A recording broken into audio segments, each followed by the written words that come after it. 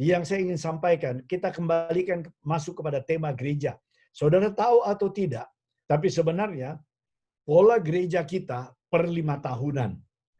Tanggal 4 Juli yang lalu, ini sebenarnya sudah selesai pola gereja atau rencana kerja gereja untuk 5 tahun yang lalu. Dimulai dari pada tanggal 12 Juli dan berakhir pada tanggal 4 Juli kemarin 2020, dan pada saat yang sama berakhirnya itu yang harusnya melalui rapat Akbar General Conference yang berlangsung harusnya tanggal 22 sampai tanggal 25 Juni sampai tanggal 4 Juli, tapi itu terpaksa ditunda, dibatalkan, ditunda menjadi bulan Mei tahun depan oleh karena COVID ini, pandemik ini. Tetapi rencana kerja gereja ini tetap tanggal 4 Juli yang lalu, hari Sabat, waktu Amerika dan malam waktu kita orang di Asia ini, Pendeta Ted Wilson dan timnya di General Conference meluncurkan strategic fokus 2020-2025 dengan tetap tema utama kita menjangkau dunia dan subtema untuk 5 tahun ini atau tema 5 tahunan quinquennial ini yaitu I will go atau aku akan pergi. Dan inilah yang kemudian diluncurkan. Jadi secara pemikiran maka rencana kerja kita sudah mulai berpikir sekarang ini dengan tema I will go, aku akan pergi. Sedikit saja saya tampilkan di sini. Inilah foto keluarga. Tadi Glenn ada tanya, ya sejauh ini belum ada janur kuning for dorang. Ya. Jadi masih ada, walaupun ada dompet teman-teman, tapi tetap masih ada. Ya. Jadi inilah keluarga kami dan ya salamlah untuk semua jemaat di Taman Harapan dari keluarga kita orang, keluarga Pendeta Mandolang. Oke. I will go, aku akan pergi. Dan saya ambil tema kita Sabat ini untuk renungan firman Tuhan bagi jemaat Tuhan di Taman Harapan, yaitu sekaranglah waktunya. Karena walaupun strategi atau rencana strategi fokus kita, aku akan pergi untuk 5 tahun ke depan, tetapi yang menjadi perenungan bagi masing-masing anggota gereja ini. Kapan saudara akan pergi? When will you go? Apakah saudara akan pergi besok?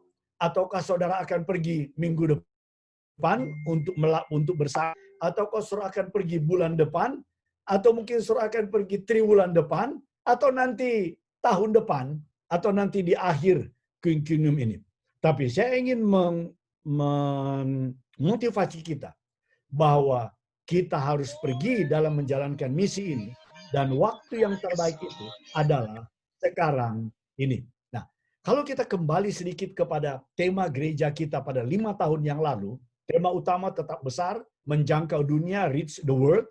Lalu kemudian tema tahunannya, 2016 keterlibatan seluruh anggota, 2017 Kristus kebenaran kita, 2018 kesetiaan terhadap firman-Nya, 2019 kesetiaan terhadap nabi-nabinya, dan 2020 ini kesetiaan dalam pola hidup Kristen.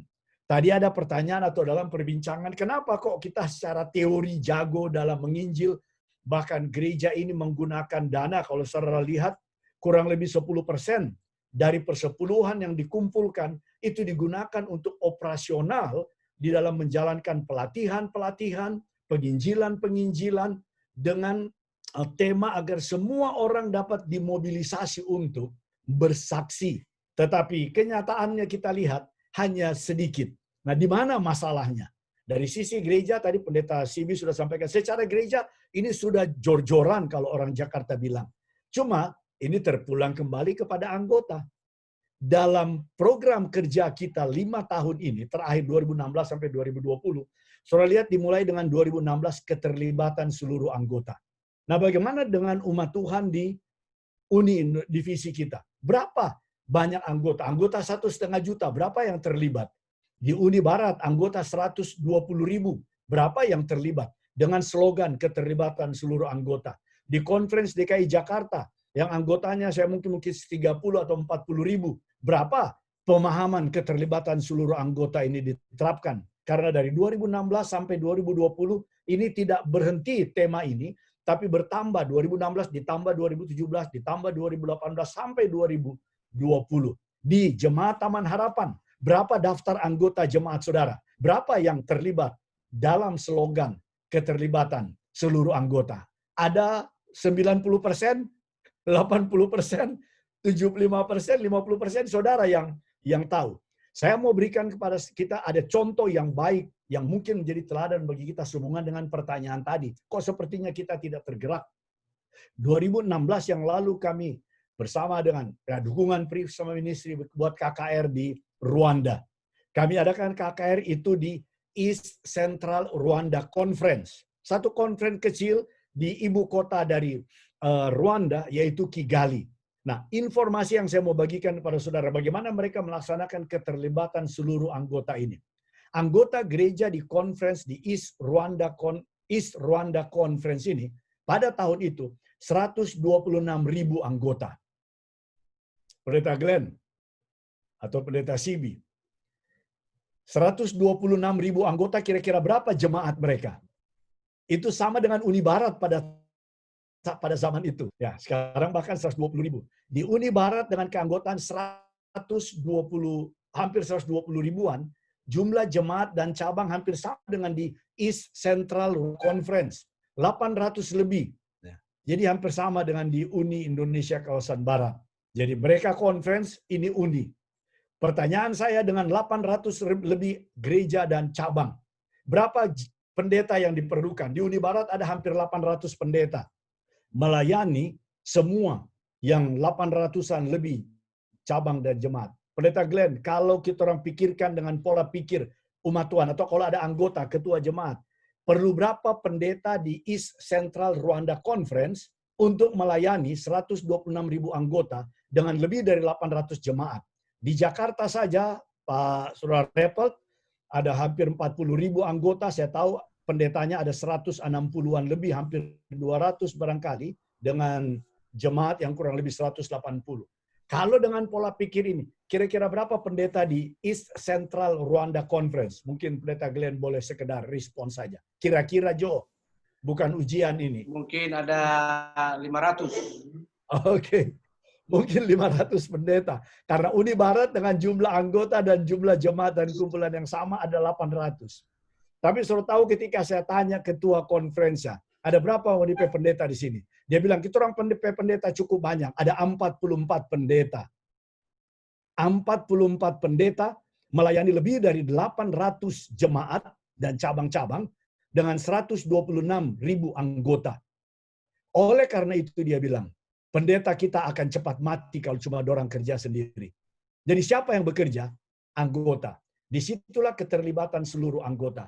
Diadakan KKR waktu itu 2 minggu. DP tema KKR, Total Member Involvement. Ya, keterlibatan seluruh anggota. Ada 331 titik KKR yang dilaksanakan serentak di East Central Rwanda Conference. Dengan 44 pendeta jemaat, ditambah dengan orang di kantor, direktur dan officers di Uni, karena kantor Uni juga ada di situ, dan juga yang dari sekolah, yang dari klinik, dan kita orang yang datang cuma ada 70-an orang.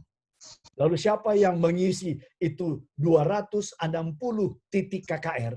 Itu ketua-ketua jemaat, 2 minggu orang menjadi pembicara, itu pimpinan-pimpinan sekolah sahabat, pimpinan pelayanan perorangan, dan ada 260 titik KKR, pembicaranya adalah anggota. Itulah keterlibatan seluruh anggota. Nah, kapan di Indonesia atau di Jakarta, seperti pertanyaan tadi, kapan ini mau diterapkan?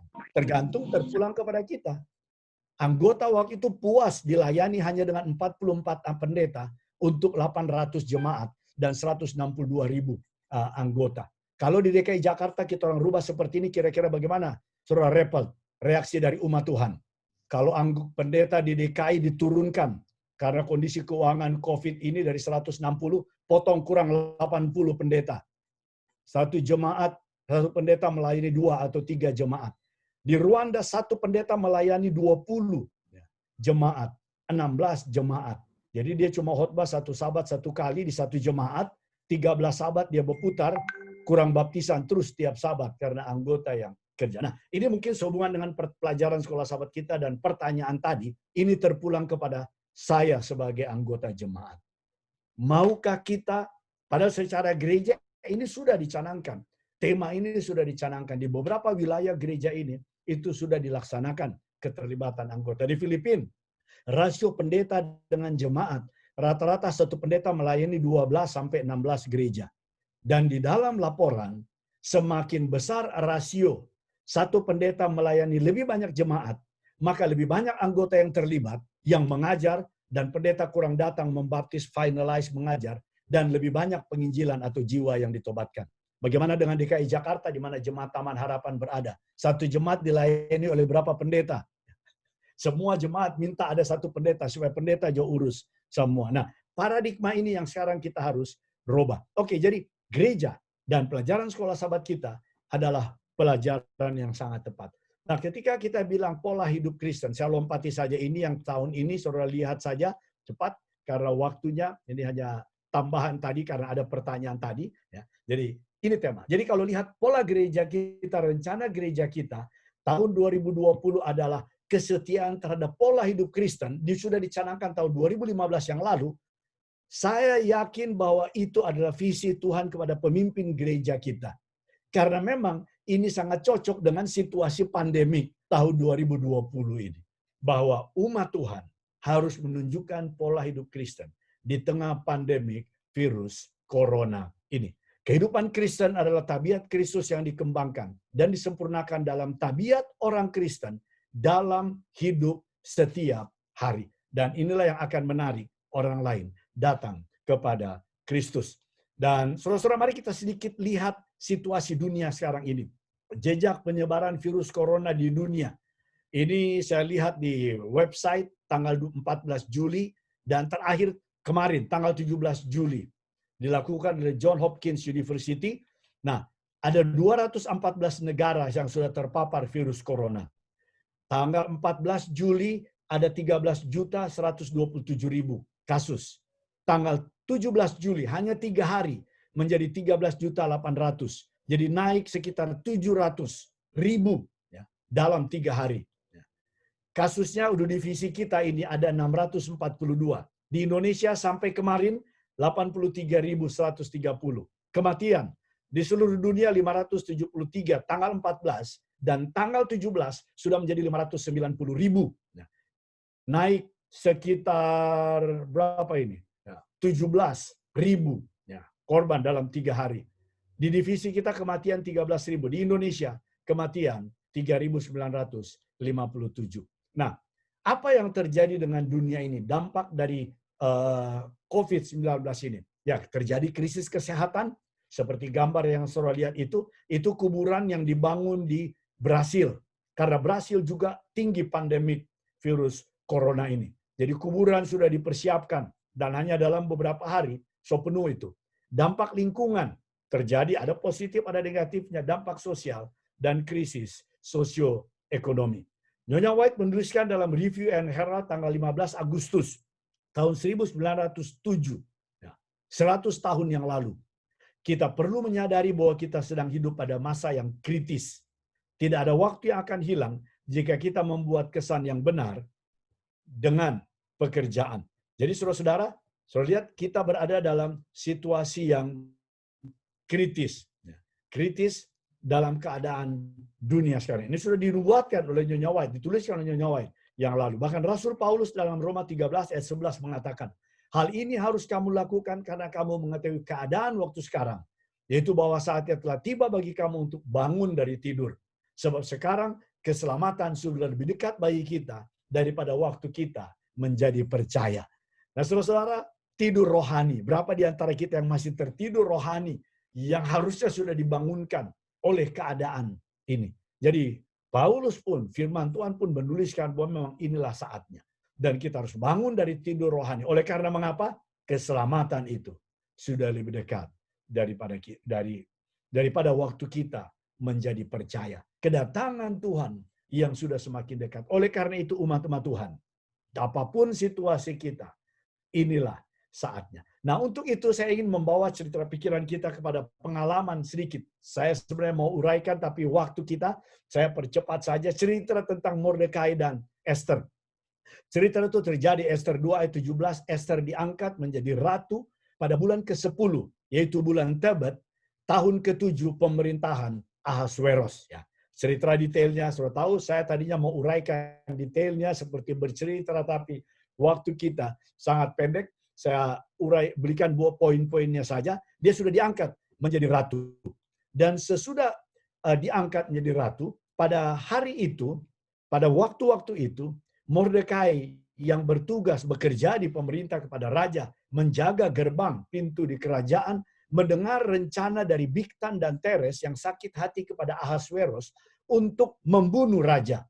Dan persekongkolan itu didengar oleh Mordekai, lalu dia sampaikan kepada Esther. Esther ceritakan kepada raja, dan kemudian dicatat di dalam buku catatan raja. Tetapi raja tidak memberikan reaksi apa-apa, tindakan apa-apa kepada Mordekai oleh karena persekongkolan yang disampaikan. Lalu ketika raja mengadakan penyelidikan, ternyata informasi itu benar, dan akhirnya Bigtan dan Teres dihukum. Lalu sesudah itu, ya Esther 3 ayat 1, maka sesudah peristiwa-peristiwa tadi, proses dan pengangkatan Esther menjadi ratu dan persekongkolan diketahui, Haman bin Hamedata, orang Agag, Hamedata, dikaruniai kebesaran. Haman diangkat menjadi orang kedua, ya, kedudukan di atas semua pembesar. Dia orang kedua dari raja. Dan raja kemudian bahwa kalau Haman keluar dari kerajaan, melewati pintu gerbang istana, semua orang yang ada di pintu gerbang itu harus sujud, menyembah, tunduk kepada Haman. Tetapi Mordekai tidak pernah melakukan hal itu. Sehingga Haman merasa sakit hati dan akhirnya berencana untuk membunuh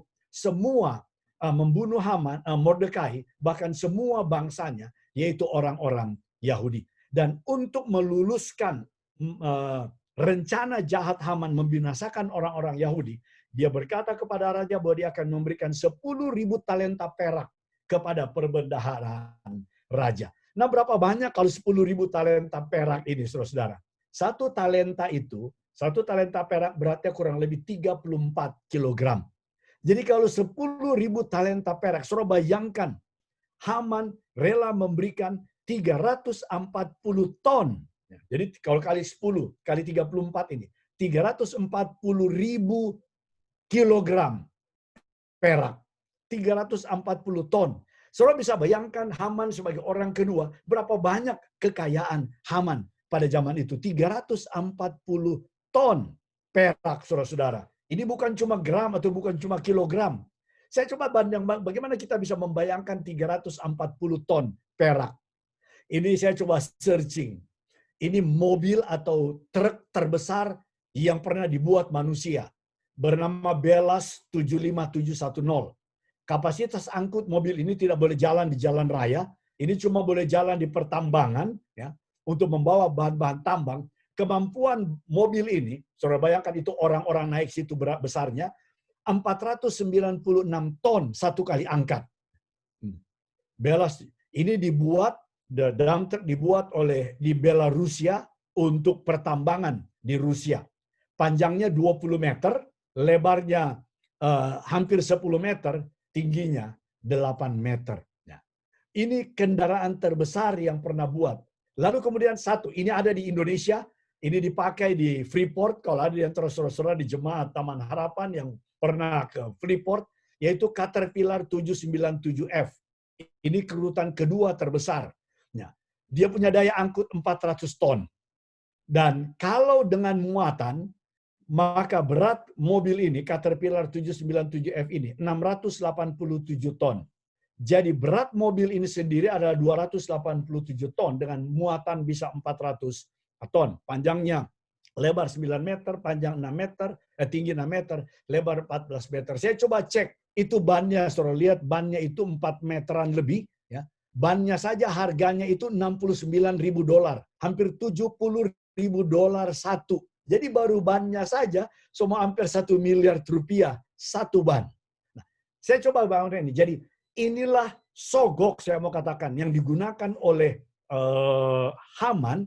Jadi satu muatan ini perak semua, bukan tanah, bahan tambang atau batu, tapi perak semua 340 ton untuk meluluskan rencananya agar semua orang Yahudi dibinasakan. Dan akhirnya dengan kesepakatan itu pada tanggal 13 ya, atau hari ke-13 bulan pertama bulan Nisan. Ya. Kemudian raja memanggil seluruh juru tulisnya untuk membuat ketetapan bahwa orang-orang Yahudi di negaranya akan dibinasakan, dibunuh, di kerajaannya dibunuh pada tanggal 13 bulan ke-12 bulan Adar. Jadi ada waktu 11 bulan. Ada waktu 11 bulan untuk peristiwa ini, untuk persiapan. Mengapa perlu 11 bulan? Oleh karena mereka harus sampaikan pemberitahuan ini kepada kurang lebih 127 kerajaan atau daerah di seluruh wilayah Ahasveros. Nah, ya, jadi surat itu dikirim ke seluruh daerah kerajaan Ahasveros. Dari India sampai ke Ethiopia. 127 provinsi. Ya, boleh dikatakan. Ini gambar yang saya boleh tunjukkan sedikit supaya kita punya sedikit bayangan untuk hal itu, saudara-saudara. Saudara lihat di paling timur atau sebelah kanan, ya, ini kursor saya, ini India di sini, ya, dengan sungai Indus River. Jadi kerajaan zaman Ahasveros, ini yang warna kuning ini. Ini mulai dari sini, dia batas ini, terus sampai ke barat, ya, ini dia sampai di sini, ya, sampai di Libya dan Ethiopia. Itu yang Alkitab katakan. Ya. Jadi untuk mengirim surat, lalu Susan, ibu kota Ahasveros itu ada di sini. Susan itu ada di sekitar sini. Jadi dengan kuda saja, semua SK ini, keputusan raja ini harus dikirim. Karena itu, mereka perlu waktu 11 bulan sebelum keputusan itu dapat dilaksanakan. Dan akhirnya itu pun berjalan.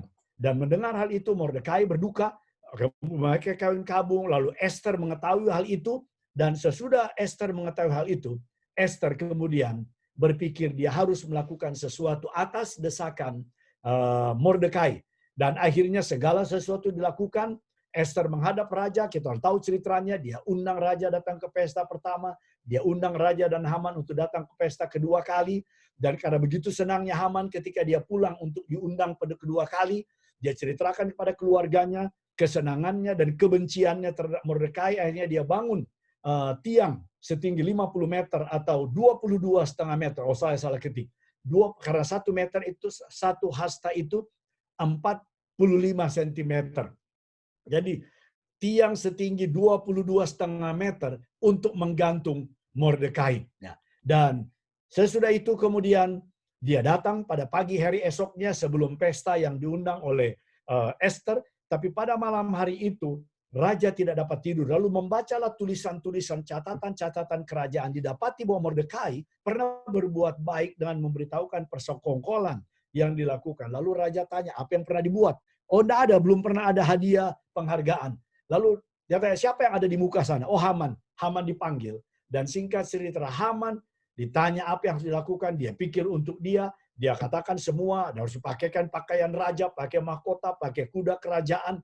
Lalu akhirnya Haman yang harus melakukan itu kepada Mordekai. Berapa sakit hatinya Haman kepada orang yang dibencinya, kemudian dia bawa keliling kota, berteriak, inilah yang harus dilakukan kepada orang yang disenangi oleh raja. Dan akhirnya dia pulang dengan sakit hati, tapi kemudian dia datang lagi dalam perjamuan Esther yang kedua. Dan disitulah Esther menyampaikan tujuannya dan rencana persekongkolan untuk membinasakan dia dan bangsanya. Dan singkat cerita, Haman kemudian akhirnya ditangkap, dan Hamanlah yang digantung di atas tiang yang telah direncanakan oleh Haman untuk menggantung Mordekai. Dan sesudah itu cerita ini mengatakan bahwa kemudian Mordekai dipanggil masuk menghadap raja, dan cincin yang diberikan kepada Haman, cincin raja diberikan kepada Mordekai.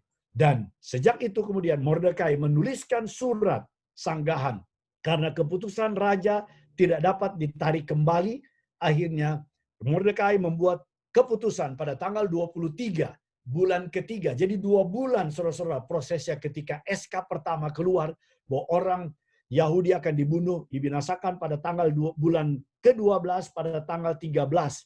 2 bulan proses yang cerita tadi itu. Dan pada tanggal 23 bulan ketiga, pada bulan Siwan, keluar lagi keputusan. Sekarang ditandatangani atau dimeterai oleh raja, ditulis oleh Mordekai, dan bahwa orang Israel atau orang Yahudi boleh membela diri bila mana musuh-musuh mereka datang untuk membunuh mereka pada bulan ke-12 tanggal 13 atau bulan Adar. Dan kemudian surat keputusannya itu dikirim ya, dengan kuda-kuda kerajaan, utusan-utusan raja ke 127 daerah tadi, mulai dari India sampai ke Ethiopia. Jadi saudara bayangkan mungkin utusan yang pertama belum sampai, utusan yang kedua dengan surat pembatalan atau SK baru bahwa orang Yahudi boleh membela diri, baru kemudian dikirim. Dan sesudah berita ini sampai, satu demi satu, itu kemudian didengar oleh semua orang di seluruh wilayah kerajaan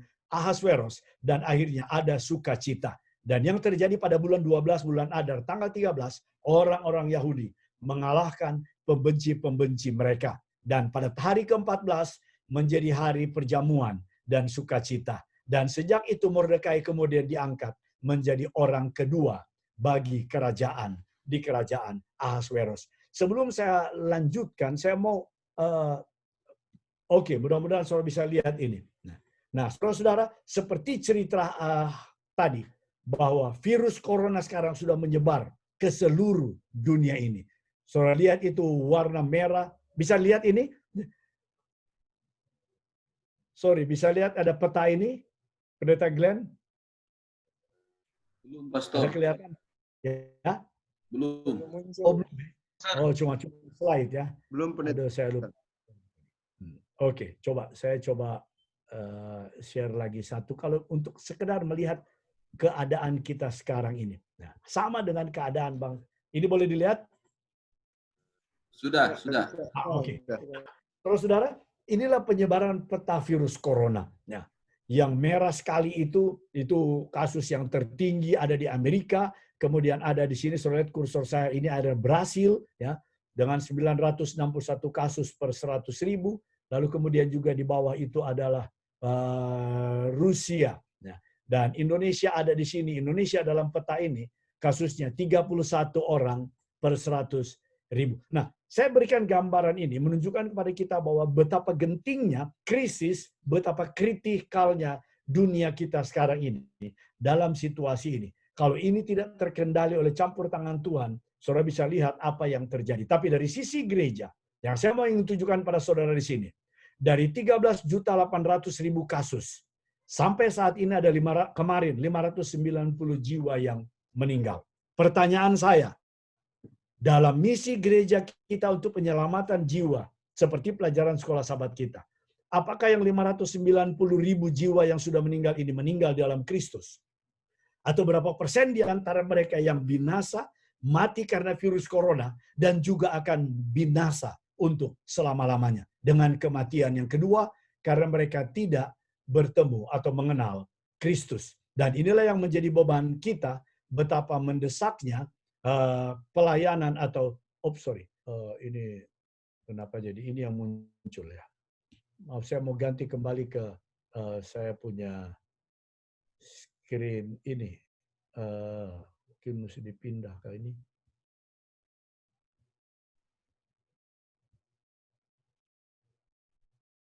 Boleh lihat ini?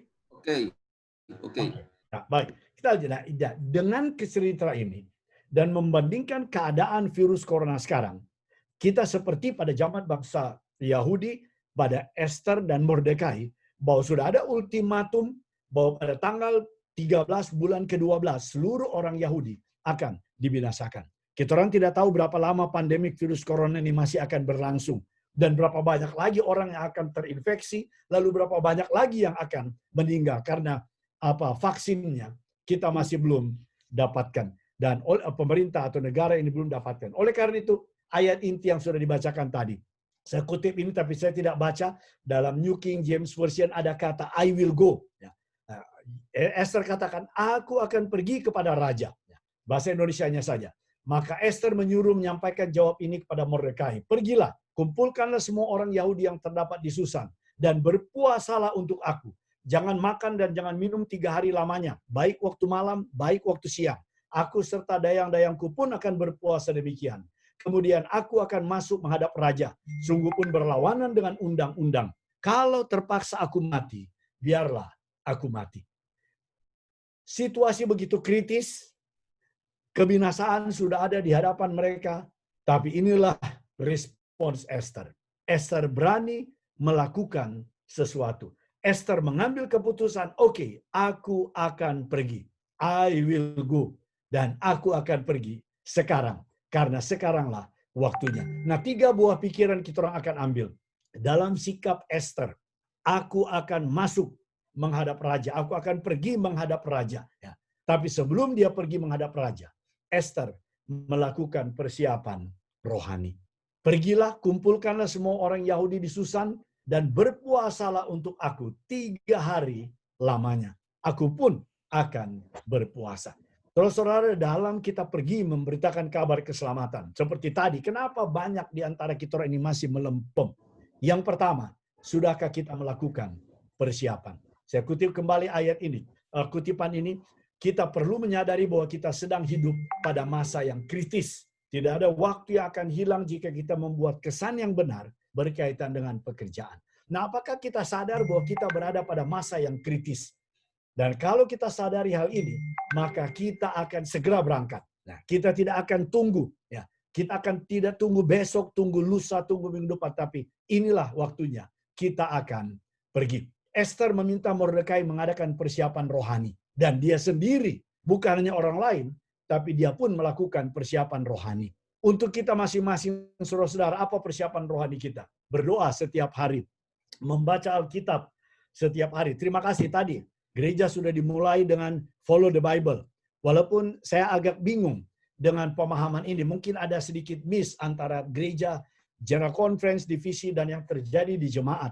Karena kalau kita ikuti terminologi follow the Bible yang dimulai tahun 2008, itu adalah pembacaan Alkitab 3 atau 4 pasal satu hari. Dan bacaan Alkitab itu kita selesai baca dalam 1 tahun. Dari Kejadian sampai Wahyu. Ya, itu muncul tahun 2008. Dan hari ini kalau kita ikuti itu, kita baca Pengkhotbah pasal 1 sampai pasal yang keempat. Tetapi tahun 2012 dari survei yang dilakukan, hanya 57% anggota yang membaca Alkitab. Kemudian tanggal 17 April 2012, keluarlah inisiatif yang lain, yaitu Revive by His Word atau dibangunkan oleh firman-Nya. Membaca 1 pasal 1 hari. Dan itu selesai pada tanggal 11 Juli 2015. Pada Sabat terakhir rapat akbar General Conference yang lalu. Lalu kemudian mulai lagi dengan Kejadian pasal 1. 1 hari, 1 pasal. Dan kalau kita ikuti ini, saudara boleh lihat ke website General Conference, ketik saja Revive by His Word atau Follow the Bible, Revival and Reformations. Hari ini adalah Amsal 17. Tapi tidak apa-apa kalaupun jemaat berbeda, yang penting ada membaca Alkitabnya. Dan inilah yang diberikan oleh gereja kita untuk persiapan rohani. Dan gereja ini juga sudah mencanangkan persiapan rohani setiap Sabat pertama setiap triwulan. Agar kita siap untuk pergi sekarang memberitakan kabar keselamatan. Apalagi pada awal tahun, setiap tahun 6-18 Januari 2020, 10 hari berdoa. Dan beberapa waktu yang lalu 100 hari berdoa. Yang pertama direncanakan ini untuk persiapan dalam rapat akbar General Conference 25 Juni sampai 4 Juli. Tapi karena pandemi corona ini dimundurkan, tetapi program berdoa ini terus berjalan. Dan saya tahu hampir semua jemaat, anggota terlibat. Inilah persiapan rohani. Kami dari kependetaan berkoordinasi dengan sekretaris kependetaan Uni dan daerah membuat doa berantai kependetaan dan 100 hari berdoa. Dan dalam laporan pada bulan Juni kemarin, ini kita akan lanjutkan walaupun 100 hari berdoa sudah lewat selama pandemik ini, ada 2.542 pendeta di seluruh divisi terlibat. 10.226 anggota, ketua terlibat dalam berdoa ini. 12.454 diakon dan 12.444 diakones. Totalnya 37.600-an pendeta, ketua, diakon, dan diakonis di seluruh divisi ini setiap hari berdoa untuk umat-umat mereka, untuk anggota jemaat mereka. Inilah persiapan rohani kita. Dan dalam laporan itu, walaupun tidak bisa melawat secara fisik, pendeta-pendeta, ketua-ketua ini, mereka buat 126.000 pada bulan Juni. Perlawatan virtual, online, melalui telepon, melalui SMS, melalui WhatsApp, ada yang melalui Zoom, dan lain-lainnya. Inilah persiapan rohani. Cuman kita punya tantangan dalam survei ini. bahwa gadget-gadget ini menyita waktu kita. Untuk Indonesia, saudara lihat di tabel itu, setiap hari orang Indonesia menggunakan waktu melihat gadget ini 540 menit. Itu berarti 9 jam ya, satu hari. Sehingga mungkin banyak di antara kita tidak punya waktu untuk membaca Alkitab, untuk berdoa. Oleh karena sosial media, oleh karena informasi, news, dan semua pekerjaan kita. Ini yang menjadi tantangan kita. Tetapi persiapan rohani harus tetap dijalankan. Mark Finley dalam bukunya Revive Us Again mengatakan, jika doa adalah nafas kebangunan rohani, belajar Alkitab adalah jantungnya. Bagaimana hidup rohani kita kalau saudara berhenti berdoa, berhenti bernafas? Bagaimana hidup rohani kita kalau saudara berhenti membaca Alkitab, belajar Alkitab? Bahkan di sini dituliskan bukan cuma membaca saudara-saudara, tapi belajar Alkitab. Maka jantung saudara berhenti, nafas saudara berhenti. Apa yang terjadi kalau nafas dan jantung kita berhenti? Selesai sudah, game over. Doa dan belajar Alkitab adalah kembar siam kebangunan rohani. Karena itu tidak ada alasan untuk kita tidak mengadakan persiapan rohani di waktu yang sangat genting ini. Kisah Para Rasul halaman 56. Nyonya White menuliskan, lihatlah anak Allah menunduk dalam doa kepada Bapaknya. Walaupun dia adalah anak Allah, dia menguatkan imannya melalui doa. Dan oleh terhubung dengan surga, mengumpulkan bagi dirinya kuasa untuk melawan kejahatan dan untuk melayani keperluan manusia. Saudara-saudara, pada bagian bawah, kuasa melawan kejahatan dan melayani manusia, kita hanya dapatkan kalau kita ambil waktu untuk berdoa. Jadi pertanyaan tadi, mengapa banyak anggota gereja Advent ini memble tidak ikut bersaksi? Perenungan saya tidak menghakimi. Boleh jadi banyak di antara kita tidak punya waktu untuk berdoa. Sehingga kita tidak punya kekuatan untuk melawan kejahatan. Dan kita tidak punya kerinduan untuk melayani keperluan manusia. Oleh karena itu saya pikir masih ada inisiatif yang dicanangkan yang lalu. Sebelum saudara menginjil, sebelum saudara lakukan keputusan apa yang saudara mau lakukan, siapa yang saudara mau doakan atau selamatkan, tuliskan 7 nama yang orang-orang yang saudara ingin untuk selamatkan. Sebelum saudara pergi, doakan dulu mereka. Kalau saudara belum punya nama sekarang ini, doakan, Tuhan berikan kepada saya nama-nama untuk saya dapat pergi dan kerjakan. Dan saudara-saudara, itulah yang dilakukan oleh saudara-saudara kita dari gereja Mormon. Kalau yang tadi disampaikan, gereja Saksi Yehova, dan mungkin kelompok sempalan orang-orang Dividian. Dan ini yang dianjurkan oleh Nyonya White. Tapi mungkin karena kita tidak lakukan sehingga kita tidak punya beban untuk itu. Saya lompati saja ini, saudara-saudara. Oke, poin yang kedua. Ya, sesudah persiapan rohani. Ya, ini mungkin sekedar data. Ya, boleh saya ulangi lagi. Berapa sering saudara membaca Alkitab?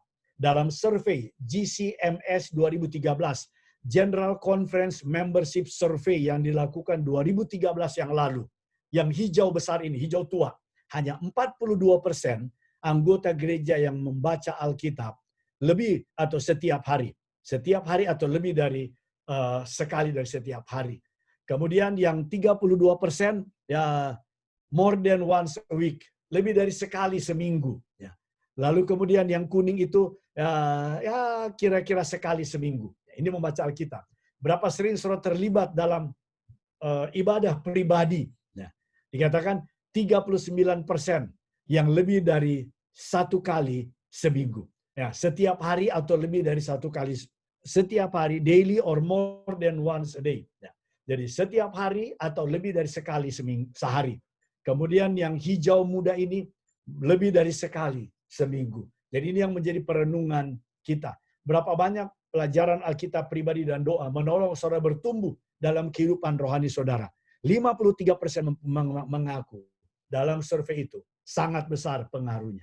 Jadi saudara-saudara, untuk pertumbuhan rohani kita, untuk bersaksi, kita perlu ambil waktu baca firman Tuhan dan berdoa. Tanpa itu, kita tidak punya motivasi atau bahan bakar untuk pergi. Yang kedua, untuk kita pergi dan harus pergi sekarang, karena sekaranglah waktunya, meninggalkan zona nyaman.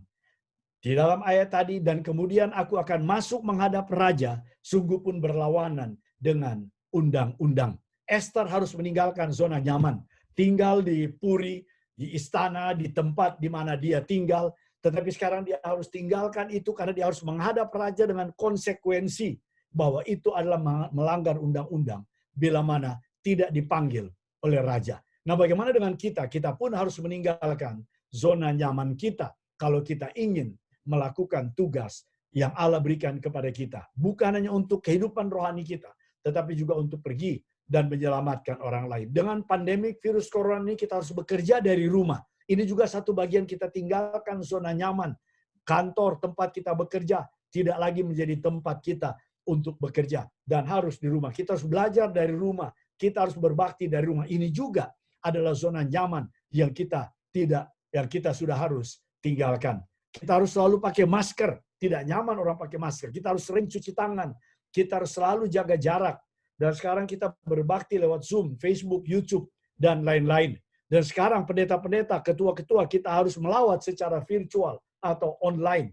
Yang dulunya kita lebih nyaman. Tadi saudara Glenn mungkin tadi sampaikan, ya orang Asia ini kalau baku dapa, aduh bukan cuma baku pegang tangan, bukan cuma le cipika-cipiki, aduh apa ini berangkulan, ya berangkulan, ya menunjukkan begitu dekat. Tapi sekarang saudara nggak bisa lagi.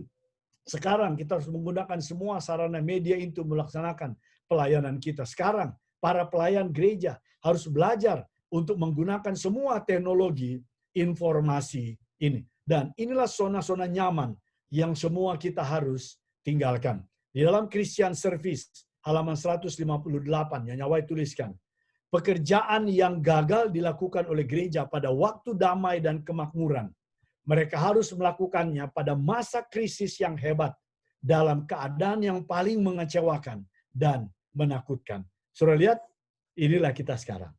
Tapi kita harus keluar, meninggalkan zona nyaman ini. Dengan mengikuti tentu protokoler kesehatan yang sudah ditentukan bila mana kita akan berinteraksi. Tapi mungkin sekarang tidak lagi perlu langsung bertemu fisik, tapi perbuatan baik harus terus dilakukan kepada tetangga di kiri, di kanan, di depan, atau di belakang kita. Kirim-kirim akang jo makanan kalau hari Jumat. Ada cerita yang saya baca mungkin sedikit saya, dia katakan, satu keluarga anggota gereja kita, setiap hari dari hari Minggu sampai hari Senin, Jumat, dia selalu kirim makanan ke tetangga. Waktu orang datang. Terlalu kirim, sedikit saja, sedikit. Tapi hari Sabat orang tidak kirim. Tapi besok hari Minggu, orang kirim lagi. Jadi sesudah beberapa kali terjadi beberapa minggu, akhirnya orang yang terima ini makanan, akhirnya orang tanya, terima kasih banyak itu makanan yang dari kirim, tapi siapa Kang kalau hari Sabtu, ngoni tidak pernah kirim makan pak kita orang.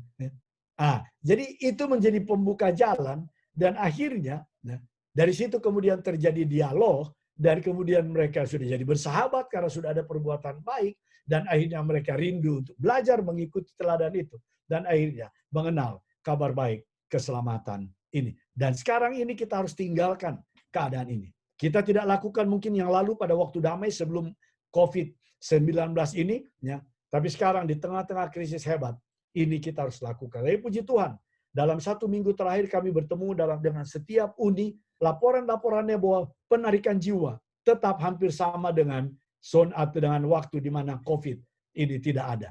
Jadi, dan keuangan juga ternyata hampir sama dengan sebelum adanya COVID. Jadi kutipan Nyonya White dalam Christian Service ini sudah dituliskan ya 100 tahun yang lalu. Dan inilah yang terjadi sekarang ini. Apa boleh buat?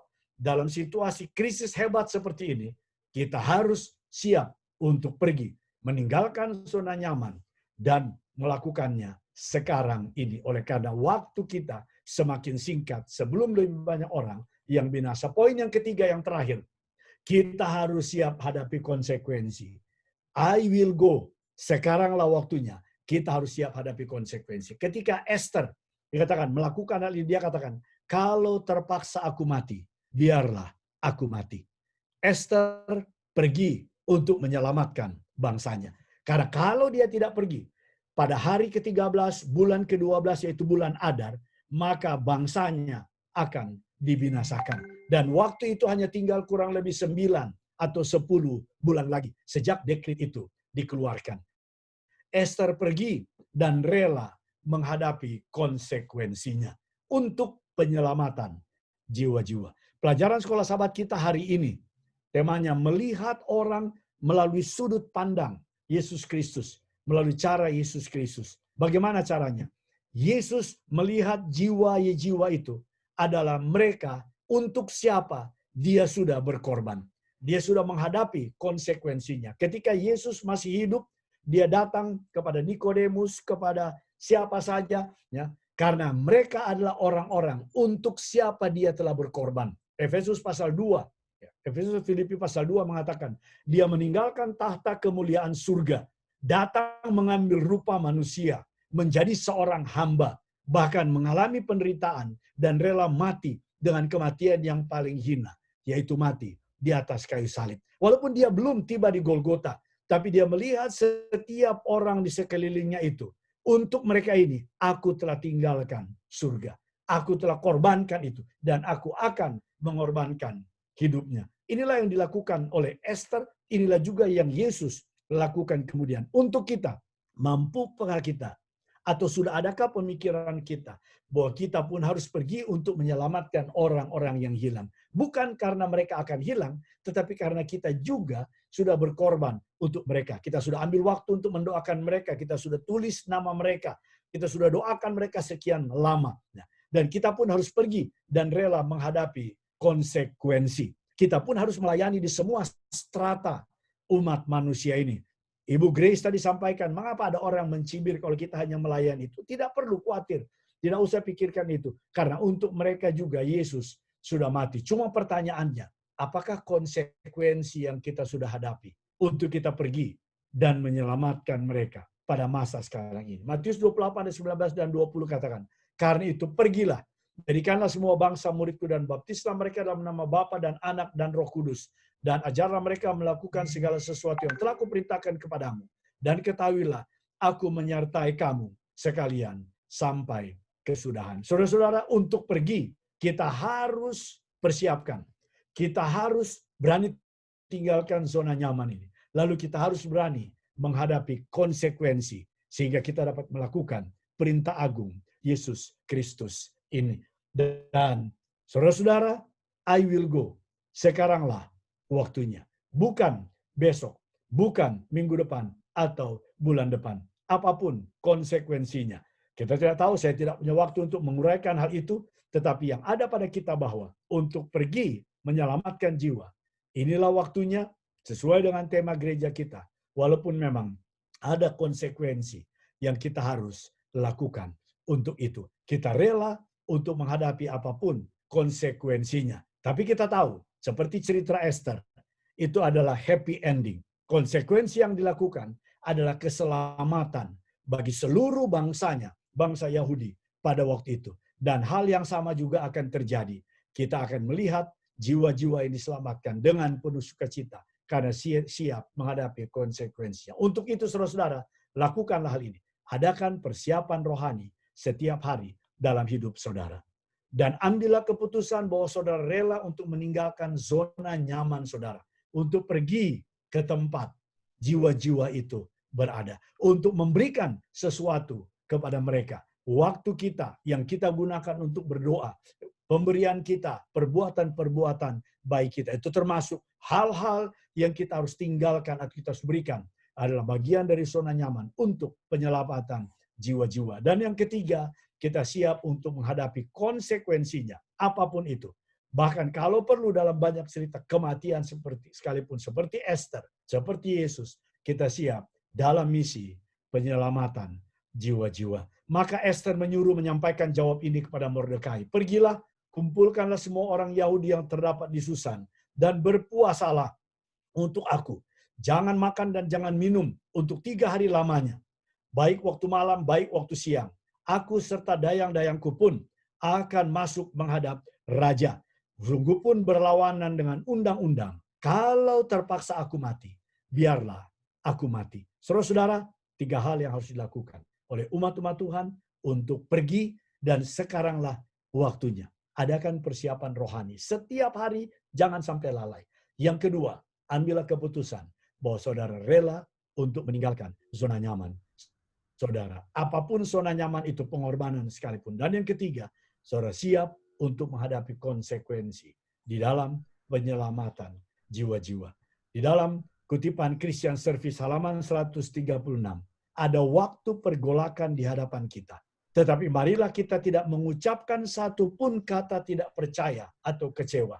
Marilah kita ingat bahwa kita membawa pekabaran penyembuhan bagi dunia yang dipenuhi dengan jiwa-jiwa yang sakit dosa. Saudara-saudara, selain mereka yang terpapar virus corona, 13.800.000 jiwa.